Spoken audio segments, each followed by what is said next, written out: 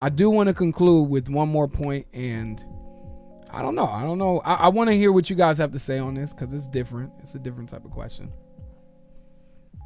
How do you keep aflame the romance and the happy times in marriage? Reigniting the flames in marriage, like, what does that look like? Because obviously it's going to look different, couple to couple, person to person. What does that look like for y'all? Reigniting the flame and keeping the flame, the romance aflame and stuff like that. Yeah, let me read a quote because I think it'll kind of help us. The meaning of marriage is the display of the covenant-keeping love between Christ and his people, by John and Noel Piper. So I think there's a danger to that because it's almost like it can almost become like a drug. If you don't get it, something's wrong or whatever. So the moments do happen. Like, for instance, Sunday, we were both in the kitchen, and I nodded at my wife and I said, "Hey, do you hear that?" And it was everybody talking, everybody laughing, and everybody and it did something to me, and it did something to us. You know what I mean? Like, that's something we didn't make up. That's something that, and we both had that moment. Wow. It was just like, wow, here we are, doing what God called us to do together, and it was just that she was thinking the same thing. That's what she said. And we had that moment. So, but that happens to, like, just knowing that, as you're serving God together, as you're loving the Lord, imperfectly, but he'll give you those moments where almost like those wow moments in your marriage. Like, here we are together, husband and wife, serving Christ, seeing God's people blessed. And we were just in awe, Yeah. So I say that to say, because sometimes those setting a flame or, reigniting things, that could end up setting a trap where someone becomes almost like, if it doesn't happen the way they think it should, or if it doesn't happen as often, rather than things like that happening naturally or just spontaneously too. That's a good point. I'm not saying that those aren't legit. And see that, that's why it's different from person to person. Right. I'm not talking about not being intentional. Let me explain that one further, because we always got to do that here. Is like, because one person could be thinking one and the other one thinking something different. Having emotions stirred up for one another. That right there. And even seeing that right there, where you're nudging her, and you see that right there. Right. That's cool to hear that you guys are even connecting on that level still. 20 years into the marriage, and you still have emotions and feelings and just those type of things for one another. That stirring of your heart. You're still, in love, as we like to say. You're still loving and cherishing your wife. To hear those things. Yeah, I would add, and this is something that we were not that good at, and we are doing a lot better now because we have older children. But going away, whether you're going to go to an Airbnb together, or you're going to go to a different city or state and spending time, just the two of you. I think that's really important because you're investing time together, where you're not being pulled by children, pulled by things at home, pulled by ministry, and you're enjoying each other's company. It's not something that we did very well together because we had little kids, but now that that our kids are older, we can go away to conferences or, things like that. So I would recommend that, whether it's, it doesn't have to be for a whole weekend. It could just be for the day, Yeah, that's good.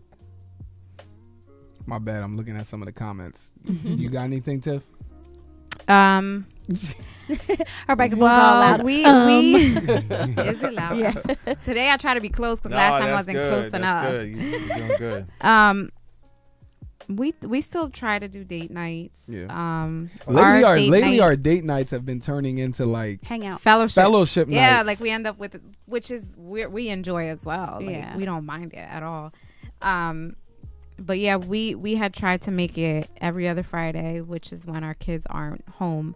They're with their other parents. So, but that's kind of, like we were saying, that's kind of involved other people now, which is great. Like, we're with y'all too, or you know, whatever it is. But yeah, we try to date at least. Yeah, I still try to court my wife. I still try to let her know that she's special. I still try to remind her that I love her in the ways that she understands. Right. So me, and I don't want to get into the Gary Chapman love languages, but it's important. It's helpful in understanding one another and how our brains function. Yep. So me, when I'm displaying my love, it's more like I give. So I'm a giver. I'm the type that will do and I will give. So I'll display my love through the things that I do for her and for us and everything, and the things that I give to her. But that doesn't communicate to her. Right. She is more of a person that loves to hear it. So that's what you have to do. You have to so speak hard. her language. Yeah, it's so hard. Which is hard. Throughout my marriage, I've had to really learn how to communicate it. Because a lot of times I keep things in my head. You know what I mean? And it's like, I've just had to get better it's so funny at knowing her, studying I feel her. like we do what we want from our spouse. Of course, so he's the giver. He's the one that you by showing it. And I'm more of the one that says it. Like, I'll say it to him all the time. And like, that really means nothing so to good me. Today. Like, it's crazy because it means nothing to me. And he's like, thanks. Like, I'm not a words of affirmation either. I'm like, thanks. She's the type that she'll say it to me and I'm like, thanks. Yeah. And she'll be like, see, I'm not gonna say it anymore. I'm the same way. And I'm not a gifts person though either. I'm like, what am I gonna do with this? Thank you. Yeah. I appreciate when she cooks for me certain meals. Acts of service. Yes. That's me. I'm an act of love service. That. Yeah, I like when she'll hand me maybe some cash or whatever and be like, go watch a movie, because she knows that my thing is I like going to the movies by myself. Yeah, my husband does too.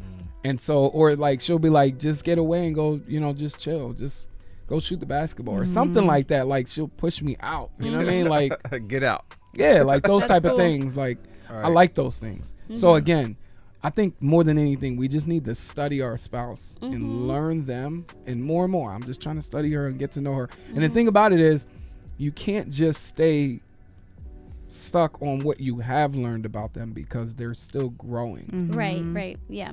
And as you guys are growing, there's things that you need to learn about them that may not have been there 20 years ago.